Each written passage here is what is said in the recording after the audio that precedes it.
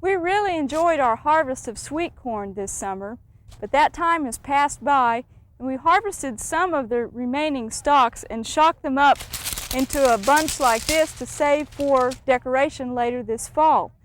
Now this is great for harvest decorations, but of course it won't keep if you leave it out in the sun like this. So we've been storing this up in our barn, and you can store it in your garage or some other cool, airy place until you want to decorate with it for fall.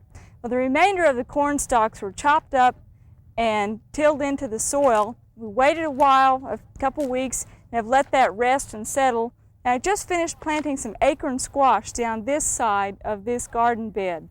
Right here, we put in some butternut squash. I have just a little bit more to put in before we plant our pumpkins. Now, if you're sowing winter squash and pumpkins, normally in the spring we sow them in a mound of soil, any kind of squash in a mound of soil, because we want the soil to be very warm and we want them to get off and growing. We're planting this time of year, the soil's already plenty warm, and our concern is to conserve some moisture. And so instead of making a mound, I've dug just a little bit of a hole. I'll plant the seed.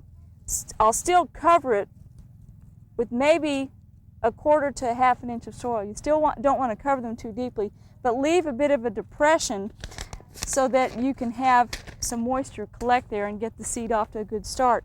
The one tip I want to give you on planting the squashes in the fall, before fall, the pumpkins and winter squash, is that when they come in, they'll be succulent, tender plants, and the cucumber beetles and squash bugs will just love them.